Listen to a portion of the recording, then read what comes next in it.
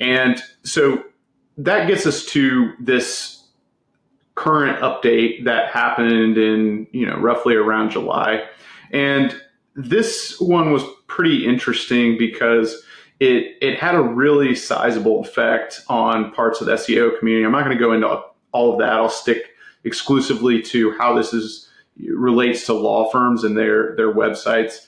One of the things that we noticed was that they were attempting to handle or take action on AI-driven content. And the reason they did this was because there's been this rise of AI writing tools where you can push a button and it's going to pump out an article for you.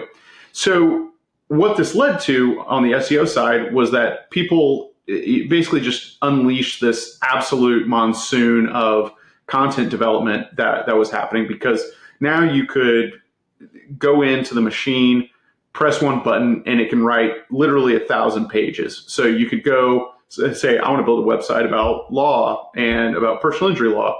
Click a couple buttons and it's going to write 1,000 pages. All of that gets published and gets out into the mainstream.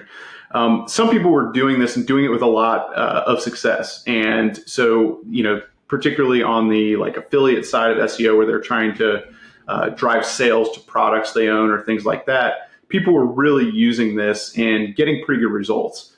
That more or less angered Google, and because it goes against kind of their idea that people that they want to reward in the search algorithm should be creating quality content that at first it was always human written content. They've since adjusted that policy and their statements around it to say basically, okay, we don't really care who wrote the content, but it has to be helpful. It has to be up to date. It has to have this quality component. So as a byproduct of this rapid increase in the amount of content out there, they really tried to clamp down on this.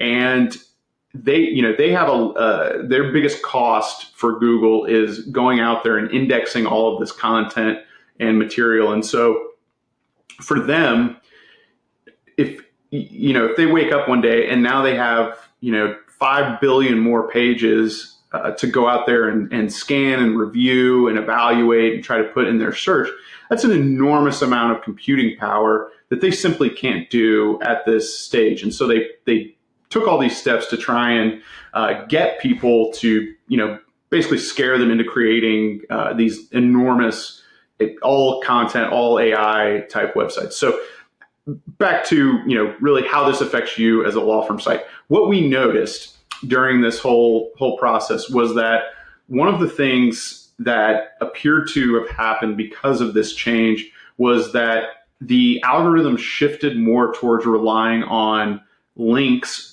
or authority signals to choose who was going to then be featured in the search results.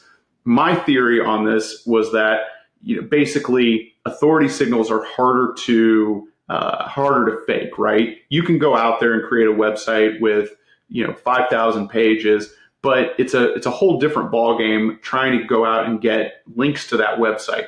Those typically have to be, even if you're epic at it and can do it, there's still a time horizon on that. And so what they did was go in and look at websites who published an enormous amount of content, like thousands of articles over a small period of time in Google Search Console.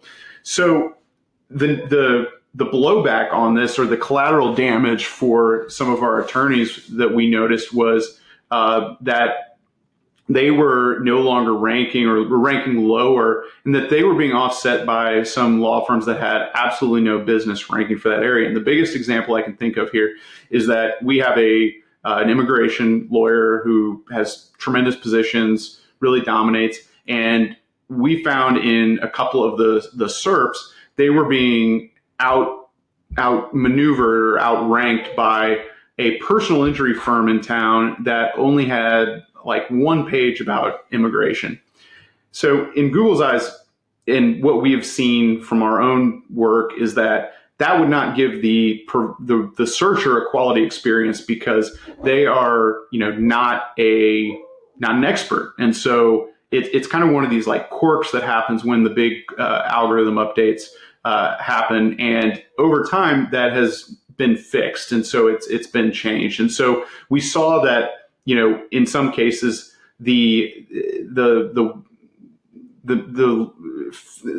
site that was not fit as or equipped to deal with that user was benefiting, and so people who were doing a really good job of creating topical authority on their website and building a lot of articles and talking about really trying to become the the leader of information in their market paid the price. But the good thing about these updates is that over time, they start to move back in the other direction.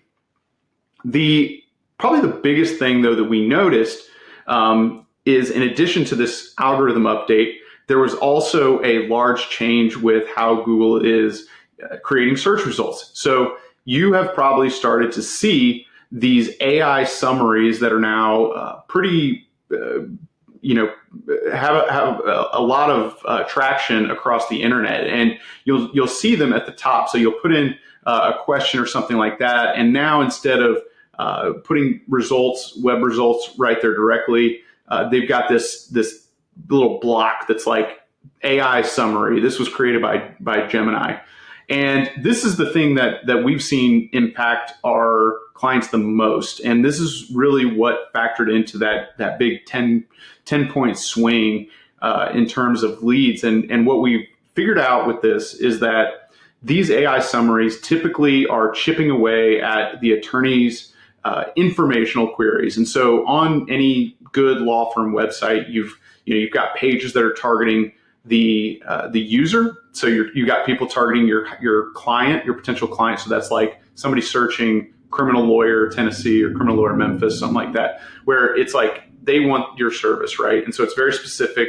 But to rank for those things, you also have to rank for all of these other queries out there that are informational based, because Google wants to see topical authorities. They want people who understand the whole context of an issue. And so if we were wanting to rank for criminal attorney Memphis, we would also be wanting to rank for criminal laws in Tennessee, misdemeanor laws in Tennessee, felony in Tennessee. Then we would want to talk about any specific rules that are in Memphis, and go down this whole list of every possible subject that is interconnected to our focus area. And what we saw with this is that more of these informational queries were getting absorbed by Google. So instead of our client being that first result for an informational query, it was Google. And so it basically effectively is taking our spotlight, right? And so the interesting part was about this whole thing was there is money to be made with creating informational content on your website. It's not where we would spend most of our time. We focus on that high intent content. But it is interesting to note that, yes, people are finding education-based articles about their particular situation, like sentencing penalties for a certain type of thing, or like procedural stuff about a court, and those are turning into calls. They're turning into leads, and so it's a pretty cool vote of confidence for the fact that like informational content on your website is a great strategy, and it not only accomplishes the SEO component, but it also can pay the bills, right? It gets people in there who are wanting to actually need a service, right? So I think I've covered that pretty in depth. I could go on with this for a day, but for the sake of everyone's time, I'm just gonna kind of cap it there. And always happy to discuss this in more detail with you if you've been affected and you noticed a big drop in these leads since July, and you're not really sure how to get back there, because we're testing some strategies of how to occupy that space again and basically fight back against this. which we'll cover at some point in this content, but we're doing that right now with our clients. So